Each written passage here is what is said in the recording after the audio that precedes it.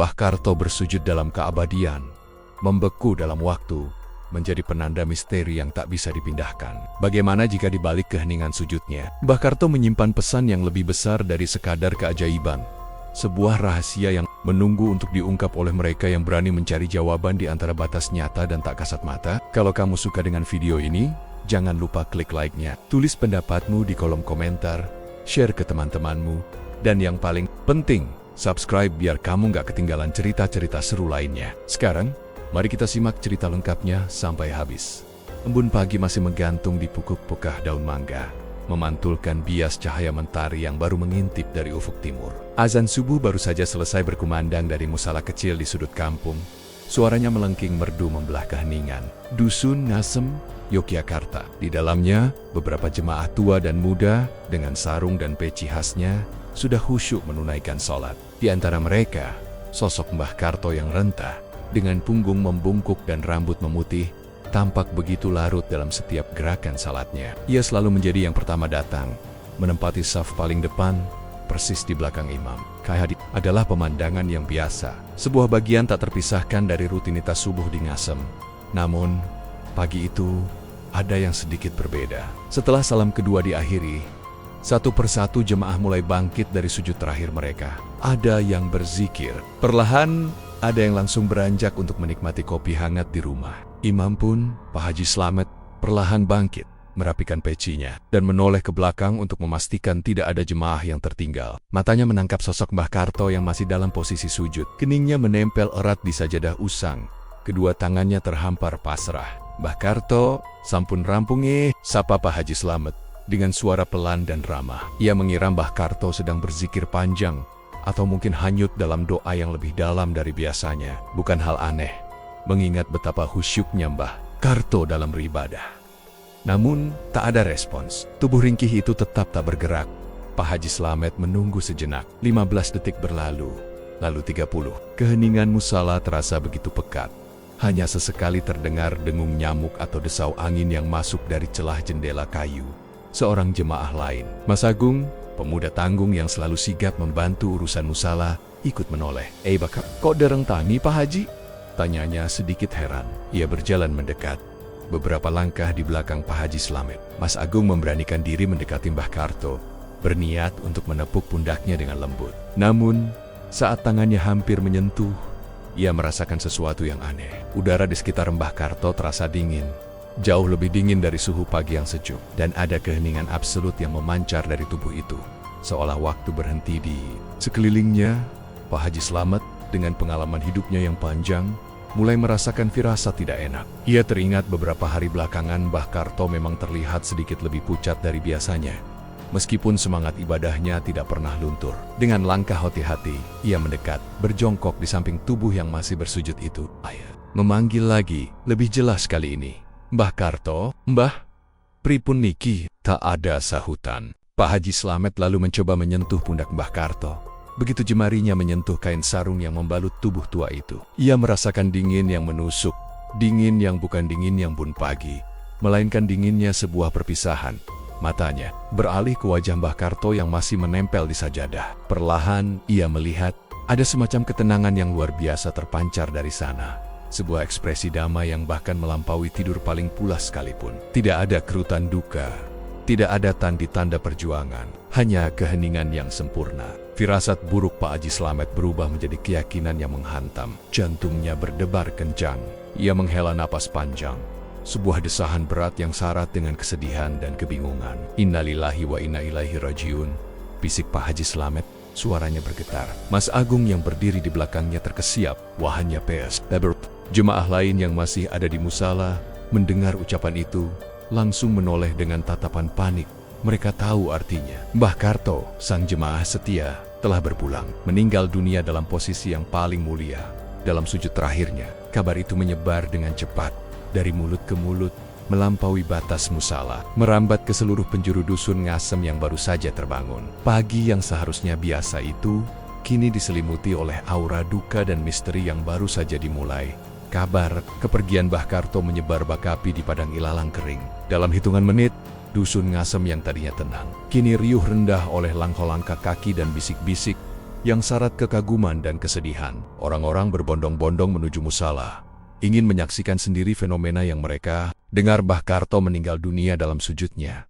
Ketika tiba di musala, mereka melihat pemandangan yang sama. Tubuh Mbah Karto masih terhampar di sajadah, dalam posisi sujud yang sempurna seolah ia tengah berdialog langsung dengan Tuhannya. Wajahnya yang menempel di sajadah tidak menunjukkan sedikit pun gurat kesakitan. Justru, ada senyum tipis yang terpahat di bibir keriputnya. Sebuah ekspresi damai yang membuat siapapun yang melihatnya merasa terpukau, bahkan merinding. Seolah-olah ia telah menemukan ketenangan abadi tepat di puncak kehusyukannya. Pak Lurah pun tiba.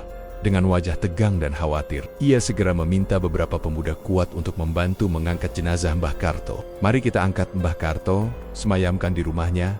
Kasihan keluarga menunggu," perintah Pak Lurah. Suaranya berusaha tegas, meski ada nada ganjil di sana. 4 orang pemuda kekar, diantaranya Mas Agung dan seorang tukang becak bertubuh gempal, bernama Suro, maju mendekat. Dengan hati-hati mereka berusaha mengangkat tubuh Mbah Karto. 1, 2, 3, aba-aba Suro. Mereka mengerahkan segenap tenaga otot-otot lengan. Mereka menegang, urat-urat di leher mereka bermunculan. Namun tubuh Mbah Karto sama sekali tidak bergeming. Seolah-olah ia telah menyatu dengan lantai musala Akara Karta Kase. Mata menahannya dengan erat. Mas Agung mencoba menggeser kakinya. Suro mencoba mengangkat bagian pinggang, namun nihil. Jenazah itu terasa seperti balok batu yang menancap kuat di tanah. Keringat mulai bercucuran di dahi para pemuda. Mereka mencoba lagi. Kali ini dengan kekuatan yang lebih besar, bahkan sampai terdengar derit persendian mereka. Namun, hasilnya sama. Tubuh Mbah Karto seolah memiliki gravitasi sendiri yang jauh lebih kuat dari apapun yang pernah mereka rasakan. Rasa lelah mulai merayapi, digantikan oleh keheranan yang mendalam. Bagaimana mungkin tubuh seorang kakek tua yang ringkih, yang bahkan bisa diangkat oleh 1 orang saja saat masih hidup, kini terasa seberat gunung. Pak Lurah mendekat. "Ada apa ini? Kenapa tidak bisa diangkat?" tanyanya. Ada sedikit nada frustrasi dalam suaranya. Ia sendiri mencoba mendorong pelan tubuh Mbah Karto, tapi tangannya merasakan pantulan yang aneh. Seolah ada medan energi tak terlihat yang menahan. "Aneh sekali Pak Lurah, seperti ada yang mengunci Mbah Karto ke lantai," kata Suro, napasnya tersengal. Kabar mengenai ketidakmampuan mengangkat jenazah ini segera menyebar lebih cepat daripada kabar kematiannya. Orang-orang mulai berbisik-bisik. Spekulasi liar mulai bermunculan. "Pasti Mbah Karto ini wali," bisik seorang ibu parubaya. Matanya berbinar takjub. "Atau mungkin ada janji yang belum terpenuhi," sahut yang lain. Raut wajahnya penuh tanda tanya. Musala itu kini bukan hanya tempat berduka, melainkan juga panggung bagi sebuah fenomena yang di luar nalar. Kerumunan semakin padat. Tak hanya dari dusun Ngasem, tapi juga dari dusun-dusun tetangga yang mendengar cerita aneh ini. Beberapa warga mencoba cara lain. Ada yang berpendapat mungkin karena posisinya yang kurang pas. Mereka mencoba menggeser sajadah, tapi sajadah itu pun menempel erat di bawah tubuh Mbah Karto. Bahkan ketika mereka mencoba menarik sajadahnya saja, kain itu terasa seperti tertanam kuat. Kekuatan manusia biasa seolah tak berarti di hadapan keheningan abadi Mbah Karto yang bersujud. Rasa hormat dan takjub bercampur aduk dengan rasa takut dan kebingungan. Ini bukan sekadar kematian biasa. Ini adalah sebuah kematian dalam keheningan yang menyimpan misteri. Sebuah kematian yang menolak untuk dipindahkan. Seolah Mbah Karto memang ditakdirkan untuk selamanya bersujud di tempat itu. Suasana musala yang tadinya dilingkupi duka, kini bertransformasi menjadi semacam tempat suci tak terduga, di mana nalar dan logika manusia diuji habis-habisan oleh sebuah keajaiban yang membingungkan. Matahari semakin meninggi, menyorotkan sinarnya yang terik ke atap musala dusun Ngasem. Namun suasana di dalamnya justru semakin dingin. Dingin oleh aura misteri yang meliputi jenazah Mbah Karto. Berita tentang tubuh yang tak bisa diangkat itu telah menyebar jauh melampaui batas dusun, menembus desa tetangga, bahkan mencapai telinga warga kota Yogyakarta yang penasaran. Kerumunan di sekitar musala tak lagi hanya berisi warga lokal, melainkan juga orang-orang dari berbagai penjuru. Bermodalkan rasa ingin tahu yang menggebu, mereka berdesakan di ambang pintu, mengintip dari jendela, atau sekadar mencoba menangkap cuplikan dari peristiwa aneh ini. Upaya-upaya untuk memindahkan Mbah Karto terus dilakukan, namun selalu berakhir dengan kegagalan yang memilukan. Setelah kegagalan para pemuda desa, giliran para sesepuh dan tokoh masyarakat yang mencoba. Pak Kiai Shodik, seorang ulama harismatik dari desa sebelah yang terkenal dengan ilmu spiritualnya, datang dengan rombongan santrinya. dengan khusyuk. Ia memimpin doa bersama, memohon petunjuk dan kemudahan dari Yang Maha Kuasa. Setelah doa selesai, ia mencoba menyentuh tubuh Mbah Karto. Lalu dengan kekuatan batinnya, ia berusaha mengangkat. Namun, yang terjadi adalah sama. Tubuh itu seolah menolak untuk berpindah, seperti tertanam dalam dimensi lain. Pak Kiai Sodik menggelengkan kepala. Wajahnya menunjukkan campuran rasa takjub dan pasrah. Ini bukan kekuatan fisik biasa, gumamnya. Suaranya pelan namun terdengar jelas oleh mereka yang dekat. Ada rahasia di balik sujud Mbah Karto ini. Beberapa warga yang lebih pragmatis mencoba pendekatan lain. Seorang kontraktor bangunan dari kota yang kebetulan lewat dan mendengar berita ini menawarkan diri untuk membantu. Mungkin ada semacam kekosongan udara di bawahnya, jadi seperti menempel kuat. Usulnya mencoba menjelaskan fenomena ini secara ilmiah. Ia membawa beberapa perkakas, termasuk alat congkel dan palang besi kecil. Dengan hati-hati, ia mencoba menyelipkan alat di bawah tubuh Mbah Karto, berharap bisa memberinya sedikit celah untuk diangkat. Namun, setiap usaha sia, alat-alat itu bahkan tak bisa masuk sedikit pun ke bawah sajadah. Rasanya seperti ada lem super tak kasat mata yang merekatkan seluruh bagian tubuh Mbah Karto ke lantai. Tidak hanya itu, ada pula yang mencoba dengan cara-cara yang lebih tidak lazim. Seorang bapek bopak dengan kalung jimat di lehernya mencoba membacakan mantra-mantra kuno, meyakini bahwa ini adalah ulah jin atau kekuatan gaib yang menahan jenazah. Ia bahkan sempat menyiramkan air kembang di sekitar Mbah Karto, namun hasilnya naik. Bau melati dan mawar hanya menyebar sebentar, lalu lenyap tanpa meninggalkan jejak perubahan apapun pada posisi jenazah. Para polisi pun datang, dipanggil oleh pihak kelurahan yang kebingungan. Mereka mengambil foto, mencatat keterangan saksi, namun tak ada satupun penjelasan logis yang bisa diberikan. Laporan mereka hanya akan berisi catatan tentang sebuah fenomena yang tidak bisa mereka pahami.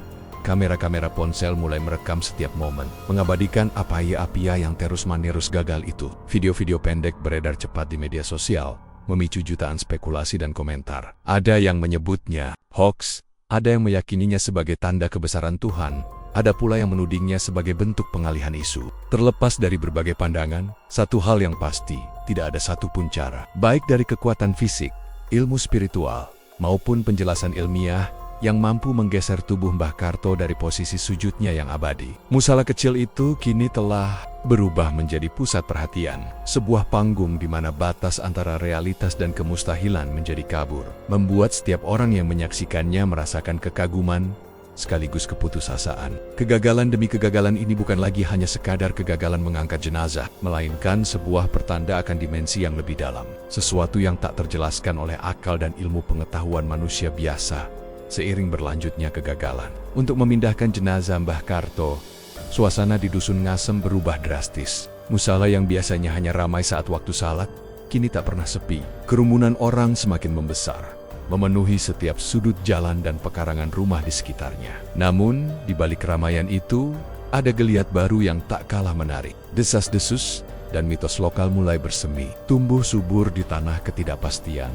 Setiap orang punya cerita sendiri, punya teori sendiri tentang mengapa Mbah Karto tak bisa diangkat. Para sesepuh kampung, dengan kearifan dan pengalaman mereka, mulai mengaitkan kejadian ini dengan kisah-kisah lama, legenda-legenda yang selama ini hanya menjadi bisikan di waktu senggang. Konon, ada kisah tentang seorang wali di Jawa Tengah yang meninggal dalam sujudnya, dan tubuhnya juga tak bisa dipindahkan sebelum waktunya tiba. Ujar Mbah Putri, seorang nenek sepuh yang dikenal luas pengetahuannya tentang sejarah dan mistik lokal. Cerita-cerita seperti ini, yang sebelumnya hanya dianggap dongeng pengantar tidur, kini menjadi relevan, seolah Mbah Karto adalah reinkarnasi dari kisah-kisah tersebut.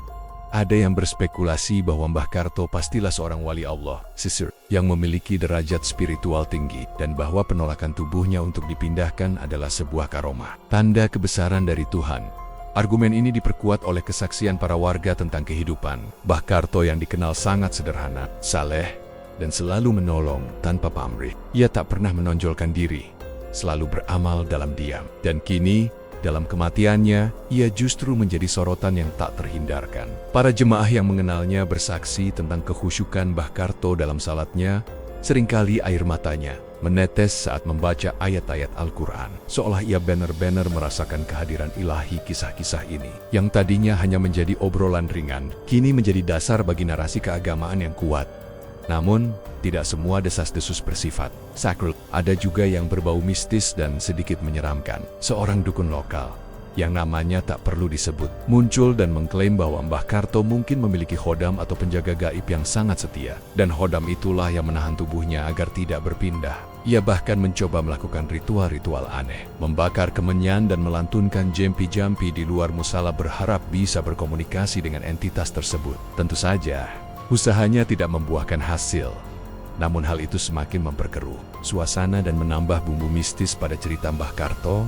Beberapa warga yang lebih skeptis, atau mungkin hanya ingin mencari sensasi, justru mengembangkan teori-teori konspirasi. Ada yang berpendapat bahwa ini adalah sandiwara besar untuk menarik wisatawan, sebuah trik marketing yang cerdas. Mereka menuding pihak-pihak tertentu yang ingin mengambil keuntungan dari keajaiban ini. Namun, ketika melihat kepanikan dan kebingungan yang nyata dari pihak kelurahan dan warga setempat, teori ini perlahan memudar, digantikan oleh rasa takjub yang lebih dominan. Media sosial menjadi wadah utama penyebaran mitos ini. Berbagai akun memposting foto dan video Mbah Karto, disertai dengan narasi-narasi dramatis yang kadang melebih-lebihkan. Fakta tagar-tagar seperti Mbah Karto Sujud Abadi dan Misteri Yogyakarta trending, memancing debat panjang antara mereka yang percaya tahayul, mereka yang rasional, dan mereka yang netral. Namun penasaran, kisah ini bukan lagi sekadar berita lokal, melainkan fenomena budaya yang meresap ke dalam kesadaran kolektif. Orang-orang dari jauh datang tidak hanya untuk melihat, tetapi juga untuk bertanya, untuk mencari jawaban atas misteri yang begitu membingungkan. Mereka membawa ale-ale, meninggalkan sumbangan, seolah musala itu telah menjadi tempat keramat. Desas-desus ini, baik yang berbau religius maupun mistis, telah mengubah Mbah Karto dari seorang jemaah biasa menjadi sebuah ikon sebuah legenda, hidup atau mati yang tak lekang oleh waktu. Seiring dengan semakin mendalamnya misteri tubuhnya yang menolak untuk beranjak, keanehan yang melingkupi jenazah Mbah Karto tak bisa lagi diabaikan. Laporan-laporan dari Dusun Ngasem yang terus-menerus membanjiri meja Bupati Yogyakarta, disertai dengan video-video viral di media sosial, akhirnya memaksakan adanya intervensi. Dari luar, pemerintah daerah yang awalnya skeptis dan menganggapnya hanya fenomena sesaat, kini harus bertindak. Citra Yogyakarta sebagai kota budaya dan spiritual kini dipertaruhkan oleh sebuah misteri yang tak terpecahkan. Sebuah tim khusus pun dibentuk beranggotakan berbagai disiplin ilmu. Dari kantor Kemenak, seorang ahli agama yang dihormati, Dr. Nur Rahman, ditugaskan untuk meninjau dari perspektif syariat dan spiritual. Ia didampingi oleh Profesor Budi Santoso, seorang fisikawan dari Universitas Gadjah Mada yang terkenal dengan pemikirannya yang kritis dan ilmiah. Tak ketinggalan, seorang ahli sosiologi budaya, Dr. Retno Wulandari, juga ikut serta untuk memahami dampak fenomena ini terhadap masyarakat lokal. Bahkan, atas rekomendasi beberapa tokoh masyarakat, seorang kiai sepuh yang dianggap memiliki kemampuan spiritual tinggi dari daerah Bantul, Kiai Hasan, juga diundang untuk turut serta.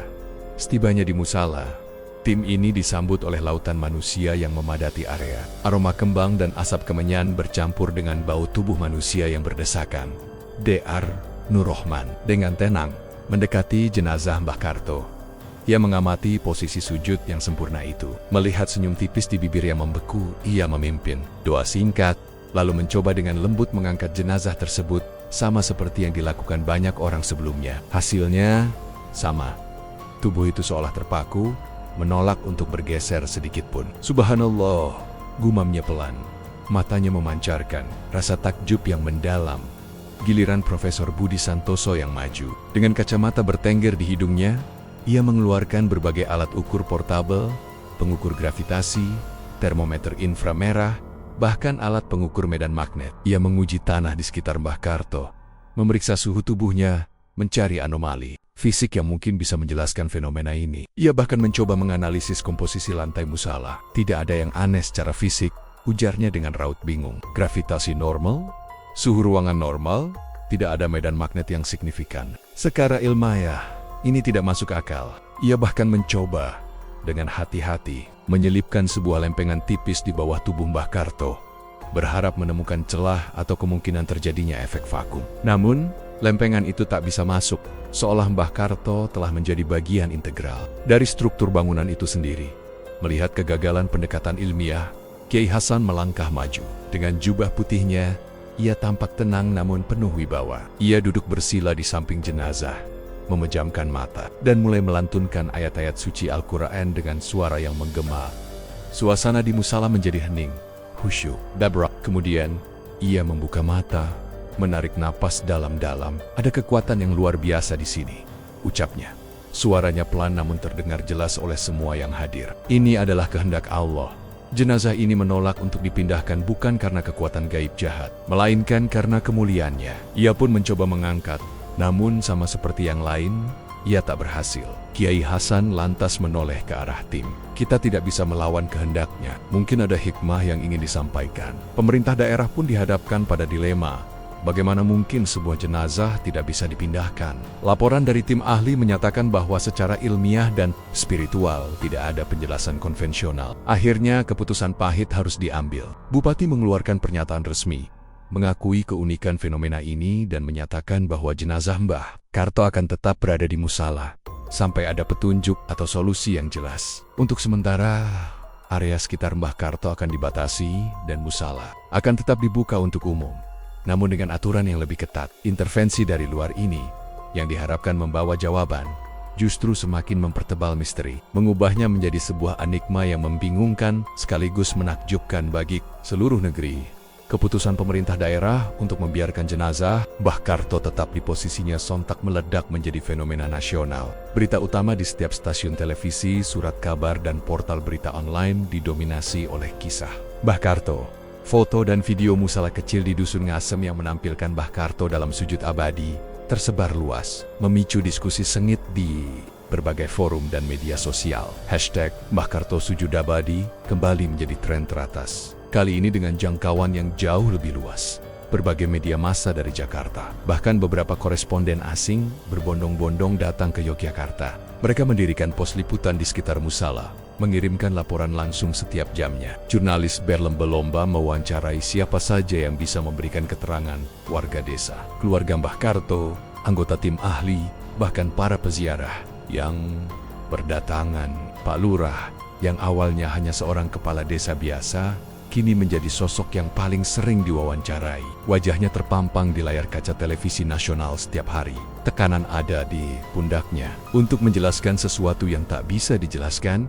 Acara-acara talk show di televisi nasional mengundang para ahli agama, ilmuwan, dan sosiolog untuk membahas fenomena ini. Debat sengit terjadi antara kubu rasionalis yang bersikukuh mencari penjelasan ilmiah dan kubu spiritualis yang meyakini ini adalah mukjizat atau karomah. Profesor Budi Santoso, fisikawan dari UGM, seringkali diundang untuk menjelaskan dari sisi sains. Namun ia hanya bisa mengakui bahwa apa yang terjadi pada Mbah Karto adalah anomali yang belum bisa dijawab oleh ilmu pengetahuan modern.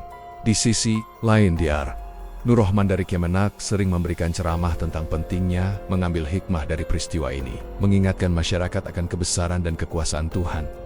Dampak ekonomi pun mulai terasa. Dusun Ngasem, yang tadinya sepi dan hanya dikenal sebagai desa agraris, tiba-tiba membanjiri wisatawan dan peziarah. Pedagang asongan dadakan bermunculan, menjual makanan, minuman, hingga souvenir khas Mbah Karto. Penjinapen di sekitar Yogyakarta penuh sesak. Transportasi umum dari terminal dan stasiun kereta api menuju Ngasem mengalami lonjakan penumpang yang drastis. Pemerintah daerah mulai menyadari potensi wisata religi dan fenomena yang luar biasa ini. Namun mereka juga khawatir akan timbulnya kerawanan sosial dan eksploitasi.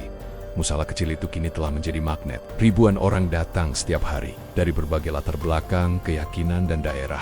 Ada yang datang untuk melihat dengan mata kepala sendiri. Ada yang datang untuk berdoa di dekat jenazah yang dianggap suci. Ada pula yang hanya sekadar penasaran. Mereka mengantre panjang dengan sabar menunggu giliran untuk masuk ke dalam musala dan melihat Mbah Karto yang abadi dalam sujudnya. Beberapa peziarah bahkan melaporkan pengalaman spiritual yang mendalam saat berada di dekat jenazah, merasa ketenangan luar biasa, atau bahkan inspirasi untuk lebih mendekatkan diri kepada Tuhan. Fenomena ini juga memicu gelombang perdebatan di kalangan ulama dan cendekiawan Islam. Ada yang berpendapat bahwa mengkultuskan jenazah adalah bidah. Namun, banyak pula yang menganggapnya sebagai tanda kekuasaan ilahi yang harus diambil hikmahnya. Diskusi-diskusi keagamaan berlangsung panas, namun satu hal yang tidak bisa disangkal adalah bahwa Mbah Karto, seorang kakek tua sederhana dari sebuah dusun kecil, telah menjadi simbol perdebatan antara iman dan akal, antara yang tak terlihat dan yang nyata. Ia telah melampaui kematiannya sendiri, menjadi sebuah fenomena nasional yang tak hanya mengherankan, tetapi juga menginspirasi dan memprovokasi pemikiran banyak orang tentang batas-batas kemampuan manusia dan keajaiban alam semesta. Di tengah hiruk pikuk pemberitaan nasional dan kunjungan ribuan peziarah, cerita tentang kehidupan Mbah Karto mulai terkuak, mengisi kekosongan informasi tentang siapa sebenarnya sosok yang kini menjadi ikon misteri ini. Para jurnalis dan peneliti, yang awalnya hanya fokus pada fenomena jenazah yang tak terangkat, kini beralih perhatian pada narasi hidupnya. Mereka menggali informasi dari keluarga, tetangga, dan rekan-rekan Mbah Karto di Dusun Ngasem. Dari penelusuran ini, muncullah gambaran seorang pria yang begitu sederhana, namun memiliki kekayaan batin luar biasa. Mbah Karto, yang bernama lengkap Kartonagoro, bukanlah seorang ulama besar atau tokoh masyarakat yang terkenal. Ia hanya seorang petani penggarap sawah, hidup pas-pasan bersama istrinya Yupaijem di sebuah rumah bambu sederhana. Sejak muda, ia dikenal sebagai sosok yang taat beribadah. Salat 5 waktu tak pernah luput, bahkan di tengah kesibukan menggarap sawah atau mencari rumput untuk ternak. Ia selalu menjadi yang pertama tiba di musala, membersihkan sajadah, dan menyiapkan tempat untuk jemaah lain. Warga sering melihatnya berzikir dengan tasbih di tangan, bahkan saat berjalan pulang dari sawah. Kekhusyukannya dalam beribadah bukan hanya terlihat dari gerakan ritual, tetapi juga dari ketenangan dan kedamaian yang selalu terpancar dari wajahnya. Selain ketaatannya, Mbah Karto juga dikenal luas sebagai pribadi yang sangat suka menolong. Tanpa diminta, ia kerap membantu tetangga yang kesulitan. Entah itu memperbaiki genteng bocor, membantu panen, atau sekadar mengantar hasil bumi ke pasar. Ia tidak pernah mengharapkan imbalan. Nek nulungi wong iku, sing penting ikhlas, Gusti Allah sing bales.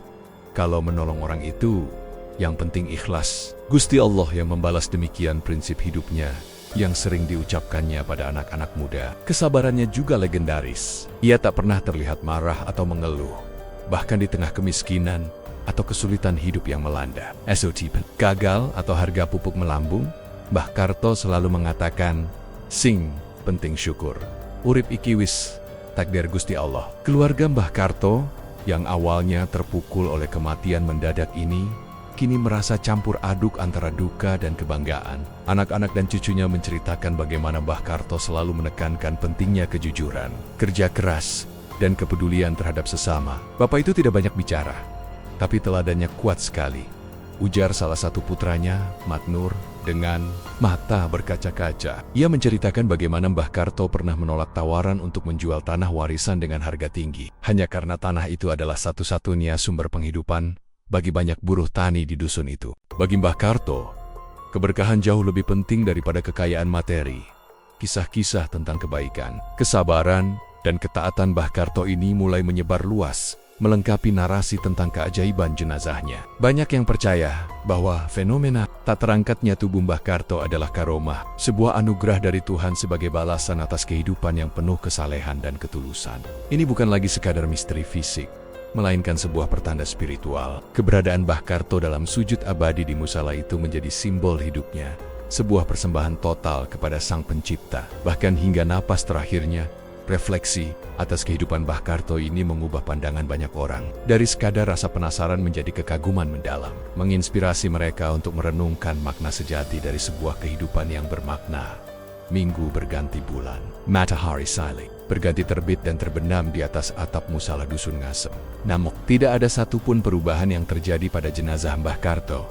Tubuh ringkih itu tetap teguh dalam posisi sujudnya, seolah membeku dalam waktu. Segala upaya, dari yang paling ilmiah hingga yang paling spiritual, telah dicoba. Namun hasilnya selalu sama, kebuntuan total. Tidak ada teknologi modern yang mampu menggesernya, tidak ada kekuatan batin yang bisa memindahkannya, dan tidak ada penjelasan rasional yang memuaskan. Pemerintah daerah yang sebelumnya begitu bersemangat mencari solusi, kini dihadapkan pada kenyataan pahit bahwa mereka tidak bisa berbuat apa-apa. Tim ahli telah menyerah, mengakui keterbatasan pengetahuan mereka di hadapan fenomena ini. Profesor Budi Santoso yang awalnya sangat skeptis, akhirnya hanya bisa menggelengkan kepala setiap kali. Ini di luar jangkauan sains yang kita miliki saat ini, katanya dalam sebuah wawancara. Nada suaranya menunjukkan campuran frustrasi dan kekaguman. Dr. Nur Rohman dari Kemenak pun menegaskan bahwa ini adalah takdir ilahi, sebuah tanda yang harus diterima dengan keimanan. Seiring berjalannya waktu, kegaduhan dan euforia awal mulai mereda. Kerumunan massal yang tadinya membanjiri Dusun Ngasem perlahan menyusut. Meskipun masih ada saja peziarah yang datang secara rutin dari berbagai daerah, Liputan media nasional pun tidak lagi seintensif dulu, hanya sesekali mengulas perkembangannya. Namun, bagi masyarakat Dusun Ngasem dan bagi seluruh Indonesia, Mbah Karto dalam sujud abadinya telah menjadi bagian tak terpisahkan dari narasi mereka. Perlahan, yang tadinya adalah sebuah kebingungan besar, kini berubah menjadi penerimaan. Masyarakat mulai menerima bahwa jenazah Mbah Karto memang ditakdirkan untuk tetap di sana. Mereka tidak lagi mencoba mencari cara untuk memindahkannya, melainkan beradaptasi dengan keberadaannya. Musala itu pun mengalami beberapa modifikasi. Area di sekitar Mbah Karto diberi pembatas kaca transparan, memungkinkan orang untuk melihatnya tanpa menyentuh atau mengganggu. Sistem ventilasi dan pencahayaan diperbaiki untuk menjaga kondisi musala dan jenazah. Karpet diganti don area antak. Salat jemaah dibuat lebih nyaman. Pemerintah daerah dan warga desa bergotong royong menjaga musala dan sekitarnya. Mereka mengelola sumbangan dari para peziarah dengan transparan, menggunakannya untuk pemeliharaan musala dan juga untuk kesejahteraan keluarga Mbah Karto. Setiap hari, ada jadwal piket bagi warga untuk membersihkan musala, memastikan Mbah Karto tetap berada di tempat yang terawat dan mulia. Yang menarik, meskipun jenazah itu berada di dalam musala, tidak ada bau tak sedap atau tenda-tenda pembusukan yang terlihat. Fenomena ini semakin memperkuat keyakinan banyak orang bahwa ini adalah sebuah keajaiban Mbah Karto. Dalam keheningannya yang abadi, telah mengubah pandangan banyak orang tentang kematian, iman, dan batas-batas akal manusia. Yang tadinya adalah sebuah tragedi, kini menjadi sebuah karunia, sebuah pengingat akan kebesaran ilahi. Sebuah musala kecil di dusun terpencil di Yogyakarta kini telah menjadi simbol penerimaan akan misteri yang tak terpecahkan. Sebuah monumen, hidup dari sebuah kebuntuan yang berujung pada penerimaan takdir yang lebih besar dari segala pemahaman manusia.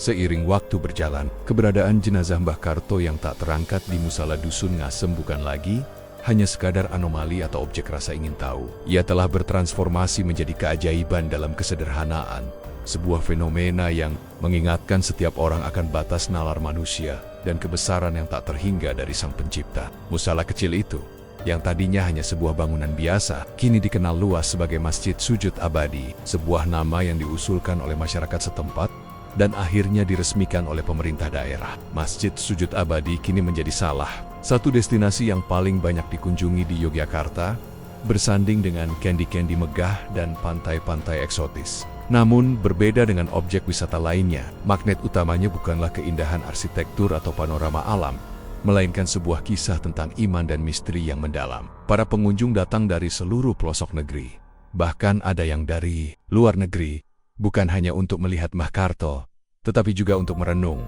Mereka mencari jawaban, atau setidaknya inspirasi, dari fenomena yang tak terjelaskan ini. Suasana di dalam masjid selalu hening dan khusyuk. Pengunjung yang masuk diwajibkan untuk menjaga ketenangan. Mereka melihat Mbah Karto dari balik pembatas kaca, sebuah siluet abadi dalam sujudnya. Banyak yang menitikkan air mata, terharu oleh pemandangan itu. Ada yang datang dengan harapan spiritual, memanjatkan doa di dekat jenazah yang dianggap suci. Beberapa melaporkan merasakan ketenangan batin yang luar biasa saat berada di sana, seolah-olah aura kedamaian Mbah Karto masih memancar. Yang lain merasa terdorong untuk introspeksi diri, bertanya pada diri sendiri apakah hidup mereka sudah cukup bermakna seperti Mbah Karto. Kisah hidup Mbah Karto yang sederhana namun penuh ketulusan, ketaatan dan kepedulian terus diceritakan ulang oleh para penjaga masjid dan warga setempat. Narasi ini menjadi bagian integral dari pengalaman mengunjungi Masjid Sujud Abadi. Orang-orang belajar bahwa keagungan tidak selalu ditemukan dalam kekuasaan atau kekayaan, melainkan seringkali dalam kesederhanaan hidup yang diisi dengan iman yang kokoh dan kebaikan hati. Kisah Mbah Karto adalah pengingat bahwa keajaiban sejati bisa saja tersembunyi dalam momen-momen paling biasa, seperti sujud seorang hamba yang tulus. Para cendekiawan dan ulama juga terus mengkaji fenomena ini. Meskipun tidak ada kesimpulan ilmiah yang pasti, nilai-nilai spiritual yang terkandung di dalamnya tak terbantahkan. Mbah Karto menjadi simbol bagi pentingnya ibadah yang khusyuk, ketulusan niat, dan pentingnya menjalani hidup dengan penuh integritas. Keberadaannya dalam sujud abadi memunculkan pertanyaan filosofis tentang hubungan antara tubuh dan jiwa, antara dunia fisik dan spiritual, yang mungkin tak akan pernah terjawab sepenuhnya oleh akal manusia. Masjid Sujud Abadi bukan hanya sebuah tempat ziarah, melainkan juga sebuah laboratorium spiritual, di mana manusia berinteraksi dengan sebuah misteri yang melampaui pemahaman mereka. Keajaiban ini tidak datang dengan ledakan dahsyat atau penampakan gemerlap, melainkan dalam bentuk yang paling sunyi dan rendah hati. Sujud seorang kakek tua yang tulus, Dan dalam kesederhanaannya itulah terletak kekuatan terbesar dari kisah Mbah Karto. Tahun demi tahun berlalu, dan kisah Mbah Karto tidak pernah memudar. Masjid Sujud Abadi telah menjadi warisan sujud abadi bagi Yogyakarta, bahkan Indonesia. Jenazah Mbah Karto yang tak pernah bergeser sedikit pun dari posisi sujudnya, kini telah melewati puluhan tahun sejak subuh yang tak biasa itu, dan masih menjadi pengingat yang tak tergantikan bagi setiap generasi yang datang. Ia adalah sebuah monumen hidup yang senantiasa menantang batas-batas pemikiran manusia. Pemerintah daerah dan masyarakat setempat terus menjaga keberlangsungan Masjid Sujud Abadi dengan penuh rasa hormat. Struktur masjid telah diperkuat, fasilitas diperluas, namun esensi kesederhanaan dan ketenangan tetap dipertahankan. Area di sekitar Mbah Karto selalu bersih, terawat, dan dilindungi. Berbagai acara keagamaan sering diadakan di masjid ini, mengundang ulama dari berbagai penjuru untuk memberikan ceramah dan tausiah, menjadikan kisah Mbah Karto sebagai inspirasi utama. Kisah Mbah Karto telah diceritakan secara turun-temurun, dari kakek nenek kepada cucu-cucu mereka. Anak-anak di dusun Ngasem tumbuh besar dengan mendengar cerita tentang Mbah Karto yang meninggal dalam sujudnya dan tidak bisa diangkat. Ini bukan sekadar dongeng, melainkan bagian dari identitas dan nilai-nilai yang mereka anut. Cerita ini mengajarkan tentang ketulusan ibadah, tentang pentingnya konsistensi dalam mendekatkan diri kepada Tuhan, dan tentang bahwa kemuliaan sejati tidak selalu diraih dengan gemerlap duniawi, melainkan dengan kerendahan hati dan kepasrahan. Masjid Sujud Abadi telah menjadi titik pertemuan bagi berbagai kalangan. Para ilmuwan masih terus mencoba menganalisis fenomena ini dari jauh, berharap suatu hari nanti teknologi atau pengetahuan manusia bisa mengungkap rahasianya. Para pemuka agama terus menafsirkan maknanya, melihatnya sebagai salah satu dari banyak tanda kebesaran Allah yang terhampar di alam semesta. Bagi masyarakat awam, masjid ini adalah tempat untuk mencari ketenangan, merenungkan hidup, dan menguatkan iman. Yang paling menarik adalah bagaimana Mbah Karto, seorang petani sederhana, telah melampaui kematiannya dan menjadi seorang guru spiritual. Bagi banyak orang, kematiannya bukan akhir, melainkan awal dari sebuah pesan abadi. Ia menunjukkan bahwa kadang-kadang keajaiban justru datang dari hal-hal yang paling sederhana dan tak terduga. Ia tidak membutuhkan panggung besar, tidak membutuhkan pengakuan manusia, namun keberadaannya yang abadi dalam sujud telah menjadi bukti nyata akan sebuah iman yang tak tergoyahkan. Setiap subuh, azan masih berkumandang di Masjid Sujud Abadi, dan setiap hari, orang-orang masih datang. Mereka melihat Mbah Karto masih dalam posisi sujudnya yang sempurna, seolah ia tengah menunggu panggilan untuk bangkit di hari perhitungan nanti. Kehidupan terus berjalan, dusun Ngasem terus berkembang, Yogyakarta tetap menjadi kota yang berdenyut. Namun, di tengah semua itu, Mbah Karto tetap sujud, menjadi penanda abadi, sebuah iman yang tak tergoyahkan, sebuah misteri yang menakjubkan, dan sebuah warisan spiritual yang tak akan lekang oleh waktu. Kesimpulan kisah Mbah Karto dari dusun Ngasem, Yogyakarta, adalah sebuah narasi tentang iman yang melampaui akal. Sebuah fenomena yang dimulai dari kematian sederhana dalam sujud dan berkembang menjadi misteri nasional yang tak terpecahkan. Dari subuh yang tak biasa, di mana jenazah Mbah Karto menolak untuk diangkat, hingga desas-desus tentang karomah dan intervensi dari berbagai pihak yang tak kunjung menemukan jawaban. Setiap bab dalam cerita ini menegaskan satu hal. Ada hal-hal di dunia ini yang berada di luar jangkauan pemahaman manusia. Masjid Sujud Abadi kini berdiri sebagai pengingat abadi akan kekuatan kesederhanaan, ketulusan ibadah, dan kehendak ilahi yang tak terduga. Mbah Karto, seorang petani biasa, telah mewariskan lebih dari sekadar cerita. Ia mewariskan sebuah simbol keimanan, sebuah pelajaran tentang kepasrahan, dan sebuah keajaiban yang mengajarkan bahwa kebesaran bisa ditemukan dalam hal-hal yang paling rendah hati sekalipun. Kisahnya terus hidup, menginspirasi ribuan orang untuk merenungkan makna hidup, kematian, dan hubungan manusia dengan Sang Pencipta.